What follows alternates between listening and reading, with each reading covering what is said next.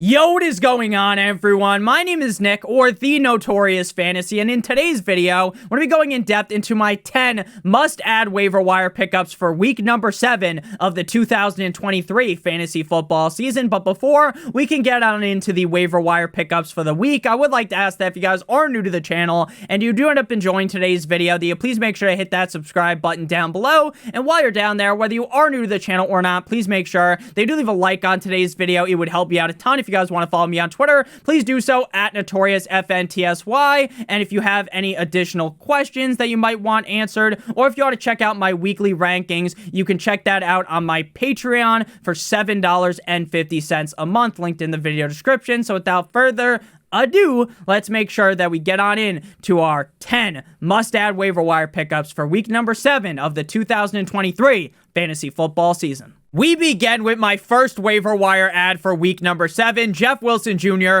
running back of the Miami Dolphins, going up against the Philadelphia Eagles in Philadelphia on Sunday Night Football. Jeff Wilson is currently owned in 53% of leagues on ESPN and 58.8% of leagues on NFL. I know he is owned in a majority of leagues, so we're going to kind of just go over him in a short manner. But if he is available, he is a must pick up waiver wire option. He was put on IR to start the season and missed the first 4 games. He was activated off of the IR last week, but was not ready to go up against the Carolina Panthers. This week, I fully expect him to suit up as the running back number 2 behind Raheem Mostert. Until Devin Achane returns, it feels like you almost have to start both Raheem Mostert and Wilson every single week. This is a backfield that is explosive, mortars, all of that. This is a backfield that is going to score a lot of points. Mike McDaniel this season, unlike last year,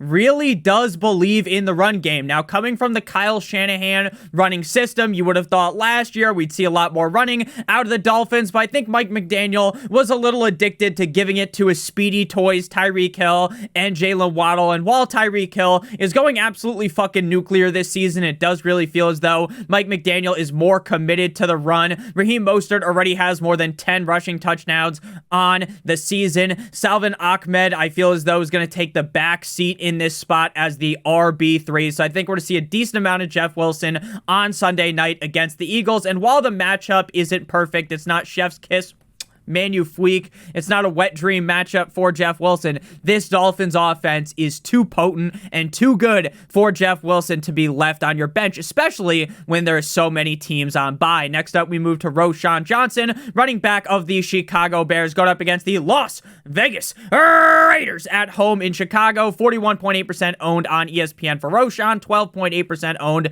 on NFL. Now, Roschon Johnson did miss last week with a concussion that he suffered up against the Washington Commanders the week prior. He missed last week against the Vikings as well. Donta Foreman filled in and ran like the motherfucker was stuck in quicksand. He ran at the speed that old people have intercourse. It was incredibly hard to watch. Even as someone that tried to do the mental gymnastics and talking themselves into Donta Foreman, he looked atrocious. Roschon has, in my opinion, real juice, right? This is a guy that can make the cuts. He can make the plays. And if he starts, he could be a dangerous player for this Bears offense. We've already seen flashes of it this season. We've already seen the flashes of, holy shit, that's why a lot of people were getting down on their knees and giving the Gawk 9000 to Roschon Johnson in the draft process. This is why, prior to Bijan being the lead back at Texas, Roschon looked so prolific. So, again, I'm not trying to slob on Roschon's knob like it's corn on the cob and tell you that he's the second coming of Barry Sanders or something, but while Khalil Herbert is out, I think Roschon has a lot of upside.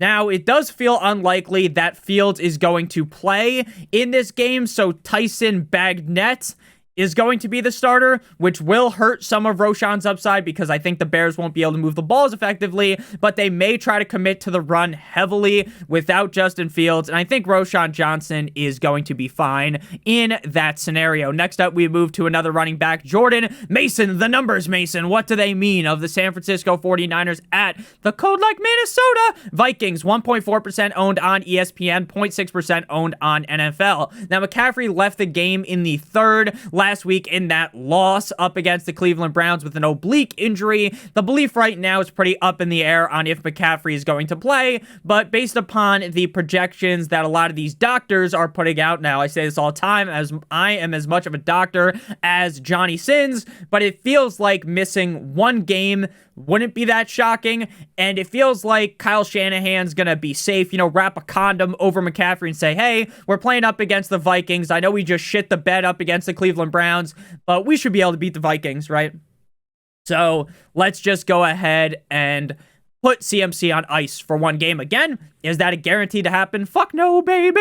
We could definitely see McCaffrey play, but it seems like, at least based upon what I have read, he's going to miss at least one game. Last week, Jordan Mason was the RB25 in PPR up against the Cleveland Browns in Cleveland. Now, the running back finish is prior to Monday Night Football because this video comes out before Monday Night Football is played. 5 rushes for Jordan Mason for 27 yards and a touchdown. If there is something that happens tonight between the Dallas Cowboys and the Chargers that would change these waiver wire additions, I will make note of it in the pinned comment. Mason out-touched Elijah Mitchell 5-2. Now, Elijah Mitchell isn't going to have his own piece of this video, but if you are down astronomical at running back, if you're someone with a Bengals, Cowboys, Titans, Jets, Panthers, Texans running back, right, and your running back core is a little decimated, some people might have Mixon and Pollard on the same team, or Pollard and Derrick Henry, Pollard and Breece Hall, right? And you're really scratching at the bit to get a running back. You might have to add Elijah Mitchell. To me, this feels kind of like a guessing game up against the Vikings on Monday Night Football, because there's a chance we could see a hefty Mason workload since Mitchell is still recovering from that knee injury, but there's also a chance that they kind of take the straps, the restrictions, the chains off of Elijah Mitchell here, and Jordan Mason ends up being a bust. So right now, on Monday, it feels like a guessing game. Hopefully, as the week goes along, we get close to Monday Night Football, we have a lot more clarity in this scenario, especially with the health of McCaffrey. Next up, we move to waiver wire ad number 4. Jameson Williams, wide receiver of the Detroit Lions, going up against the Baltimore Ravens this week in Baltimore. If you guys have enjoyed today's video thus far, hit that like button, hit that subscribe button down below if you are new. 34.2% owned on ESPN, 44.3% owned on NFL. Now, Jameson Williams was a guy we talked about last week in the waiver wire ad, as well as talked about him in the wide receiver start sit video that comes out every single Tuesday. And my thoughts on Jameson Williams were very simple. This was a team that in his return game in week 5 eased him in. They used just the tip technique. And while Jameson Williams has crazy upside if he gets just 3 or 2 targets in any game, because he is a speedster, he has the burners on his feet, and he could run fast as fuck boy, flash style, and be wide open and catch like a 30-yard bomb and get a touchdown. And then if you sat Jameson Williams, you'd be scratching your head thinking, why did I not start him? Well, the reason why you wouldn't start him is because his workload wasn't going to be ramped up. Like I said, they're using just the tip technique. Week 5, I was correct. Jameson Williams doesn't find pay dirt, and he isn't targeted or utilized in the offense very heavily.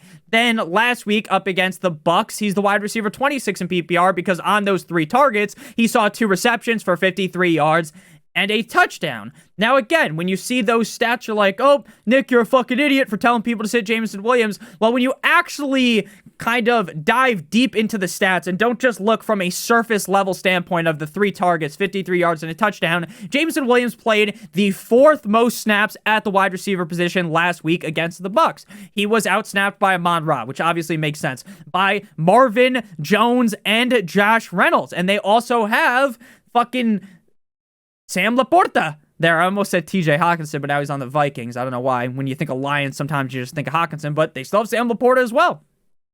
So Jameson Williams played 23% of snaps. Again, 4th at the wide receiver position.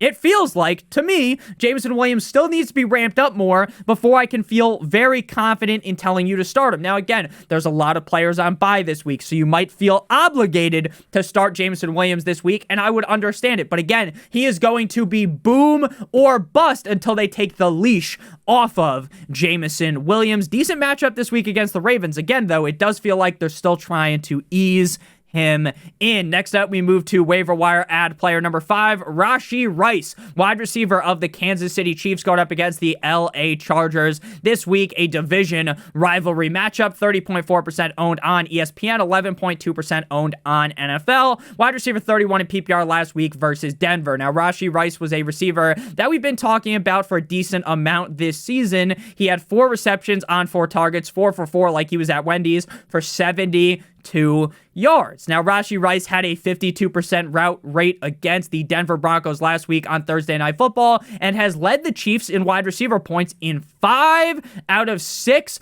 of his games this season, which is very important. The wide receiver core in Kansas City is an absolute fucking minefield.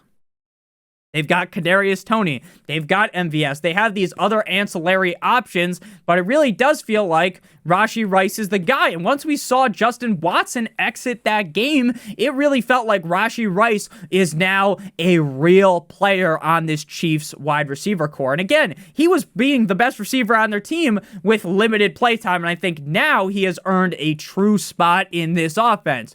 My problem with Rashee Rice is that we know how this offense works. I joke about it every single week, and it remains to be true. And that is the fact that outside of Mr. Swift, Travis Kelce, we see that Patrick Mahomes spreads the wealth. He spreads the ball around to everyone. He's like fucking Oprah Winfrey. You get the ball, you get the ball, you all get the ball. So while Rashee Rice is, in my opinion, the most skilled receiver on this team, I was a Sky Moore guy in the offseason, and that appears to be a doozy. I don't think Sky Moore's bad or anything, but it feels like the rookie Rashee Rice is the guy. And what we typically see out of these rookie receivers is as the season prolongs, they start seeing more and more work, more and more targets. Again, I think on a week in, week out basis, it does feel kind of gross to start Rashee Rice because of how much the Chiefs spread the rock around. And they also like to run a lot with Isaiah Pacheco. But at the end of the day, when push comes to shove, I think Rashee Rice is the wide receiver to own in Kansas City. Next up, we move to my 6th must-add waiver wire option, Sam Howell, quarterback of the Washington Commanders, going up against the New York Football Giants in New York. 19.1% owned on ESPN, 14.9% owned on NFL. Now, I know the Giants defense locked Josh Allen in a box last week on Sunday Night Football, but ultimately, I do feel like the Giants defense, again, they played well there, but I think it was more of the Bills just not being ready. She wasn't ready. They just literally shit the bed. They did not look ready. Josh Allen was seeing ghosts like his name was Sam Darnold, and they struggled. I don't think the Commanders' offense is going to struggle as much. Sam Howell, quarterback 4, last week up against the Falcons in Hotlanta. 14 completions on 23 attempts for 151 yards and 3 touchdowns. Now, obviously, 3 touchdowns is great. That'll get you salivating the night after the game, but he only threw for 151 yards. But, and this is a big but, shout out Kim Kardashian, he had 119.75 passer rating. 4 of 6 games this season with over a 90 passer rating, and in all 4 of those games, he passed the eye test. He looked really good. Now, I'm not ready to, I've said this for the last couple of weeks, necessarily crown Sam Howell, Biggie Small style, as the franchise guy for the Commanders. But what I'm ready to do is crown him as a start-worthy fantasy football quarterback every single week. Now, there's only going to be 1 quarterback and 1 tight end in today's video. So if you are streaming and you're looking for, oh, I need a quarterback off the waiver wire, maybe Howell isn't available, maybe this tight end isn't available, even though I think he will be, ask in the comments. Ask away, and I'll try to help you out at quarterback and tight end. Because again, if you have Joe Burrow, Dak Prescott, probably weren't starting Ryan Tannehill or Zach Wilson or Bryce Young, but you might have CJ Stroud, who you were looking to start, right? All those guys are on bye this week, so ask away in the comment section. Waiver wire ad number 7, Michael Mayer, tight end of the Los Vegas Raiders going up against the Chicago Bears, 1.4% owned on ESPN, 0.6% owned on NFL. And it's fitting. It's spooky season. It's Michael Myers season. So it's also Michael Mayer season, baby. Tight end 5 in PPR up against the Deflatriots last week at home in Viva Las Vegas. Jimmy Garoppolo, Brian Hoyer, doesn't fucking matter. Michael Mayer was feasting like a fat kid on cake. 5 receptions on 6 targets for 75 yards. Now, the sentiment early on in the season was that the Raiders do not use a tight end, which was the case. But over the last 2 weeks, we've really seen Michael Mayer kind of step up and even leapfrog over Austin Hooper as the number 1 tight end on the team. His snap count, like I said, has increased weekly, and he even played 81% of the snaps up against the Patriots. Now, the quarterback situation is definitely unknown this week going into Chicago.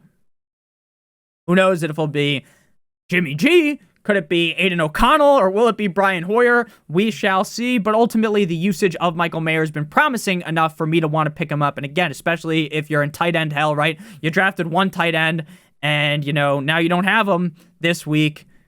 You're probably going to need to pick up Michael Mayer. Before we move on into waiver wire ad 8, 9, and 10, as well as the honorable mentions at the end of the video, I would like to give you guys a quick word for our friends and our sponsor over at Underdog Fantasy. Underdog Fantasy is the best place to play NFL Pick'em in the whole entire universe, and they have a great offer for you guys today that we're going to be talking about in a couple of seconds. But first, I want to explain how the NFL Pick'em works. Now, you're going to navigate up to the Pick'em tab on Underdog Fantasy, and you are going to need to make at least 2 picks from any of the games. We are going to be talking about Monday Night Football, Cowboys at LA Chargers exclusively for today's video. So we're going to scroll down, and we're going to go with Jake Ferguson higher than 3.5 receptions. I think that Dak Prescott's going to look a little bit better, and I feel as though Jake Ferguson is a pretty key piece inside of this offense. And then we are going to scroll down, since we have to have one guy from Dallas and one guy from the Chargers. We're going to go with Austin Eckler's comeback game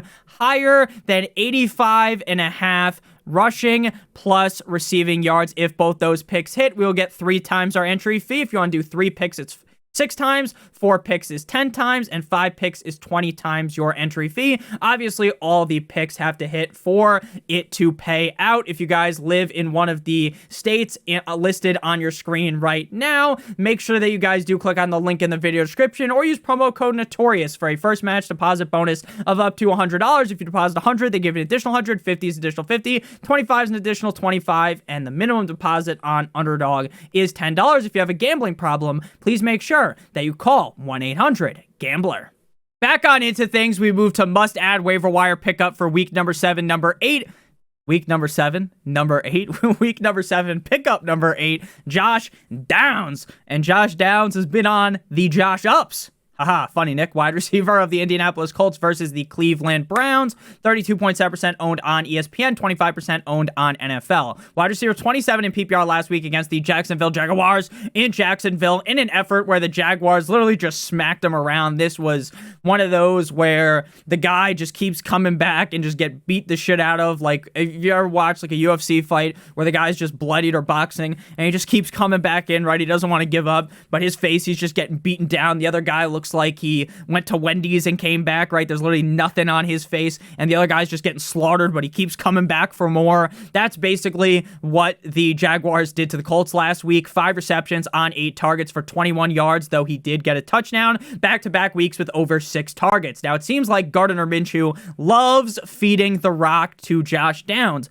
and right now, the outlook on Richardson doesn't look pretty. To me, I think there's a chance that Richardson might end up missing the whole entire season. Now, I think this will be something that kind of comes to fruition soon, right? We'll actually know what's going to happen pretty soon. It doesn't seem like they're going to kind of let this just ride along, right? Like 3 weeks from now, they're like, oh, actually, Richardson's getting season-ending surgery. I think we'll know pretty soon.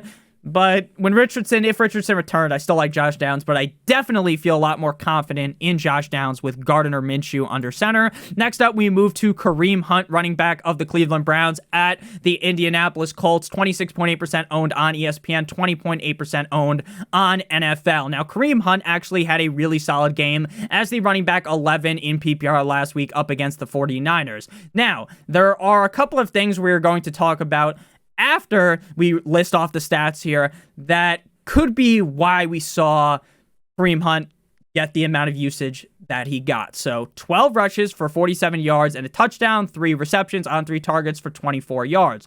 Jerome Ford played 51% of the snaps with 17 carries, 12 routes run, 2 targets for a grand total of 91 yards. Now, not a bad game by any means, especially since it was against the 49ers and the starting quarterback was PJ fucking Walker. Hunt, 37% of the snaps, 12 carries, 12 routes, same amount of route runs, 1 more target, 3 targets, 71 total yards, and a touchdown. Now, let's see how this running back room shakes out once Watson is back, because I will say Hunt is certainly worthy of an ad. He's worth throwing your line out there, right, and waiting. But the question is, was this usage of Kareem Hunt because PJ Walker was under center? Was it because against the 49ers, maybe they believed Kareem Hunt's skill set was better for the team? Or was it simply because of the fact that they came out of the bye week and they realized, oh shit, we should probably try to incorporate Kareem Hunt more? So I think next week against the Colts will be a true tell, right? Is Kareem Hunt actually involved with Watson back? Or was this just an effort to, give PJ Walker that safety net, that dump off? Because again, Jerome Ford isn't this like prolific pass catching back like Kareem Hunt. So again, something to monitor going into next week, but I definitely think you should add him. Final player to add before we get on into the bonus ads, we got Wan'Dale Robinson of the New York Giants going up against the Commanders. 5.2% owned on ESPN, 0.5% owned on NFL. Wide receiver 20 in PPR last week at Buffalo, tied with Curtis Samuel. 8 receptions on 8 targets for 62 yards. Wan'Dale continues to kind of be the number 1 target in this offense. Doesn't matter if it's Danny Dimes or if it is Tyrod Ty God Taylor. Now, Daniel Jones is still in pain. He's a sucker for pain. Call me crazy, but I think I would be more confident in Wan'Dale if Jones was out and Tyrod was in. Now, maybe that was just pulling a rabbit out the hat. Maybe that was just a lucky game. Tyrod gets lucky, plays good against the Bills. Or maybe it's just Tyrod looks better than Daniel Jones. I mean, Tyrod looked better against the Dolphins once Daniel Jones went out compared to Daniel Jones did basically all fucking game. So Wan'Dale, again, the wide receiver 1 on the Giants. That fucking stinks. Like, it feels gross to have to throw him into your lineup. But again, he's got a good matchup this week against the Commanders. There's a shit ton of teams on bye. And it seems like Tyrod and Daniel Jones both like to target him. And again, Daniel Jones is still in pain, so this seems like a week where he might miss. Now, into the bonus ads, Craig Reynolds, running back of the Detroit Lions at the Baltimore Ravens, with David Montgomery dealing with a rib cartilage issue. He will be out sometime, according to Dan Campbell. Now, this might just be 1 week. It might be 3 weeks. He might get thrown on the fucking IR. Still pretty up in the air. When someone says sometime, to me, that means like a week or 2. But again, I try not to read too much into things. Obviously, they still have Jahmyr Gibbs, but Dan Campbell has shown 0. Ben Johnson has shown 0 to us. None of the cards have shown us that they want to really feed Jahmyr Gibbs. Zach Evans, running back of the Rams, going up against the Steelers with Kyren Williams and Ronnie Rivers seemingly out. Zach Evans should be the guy.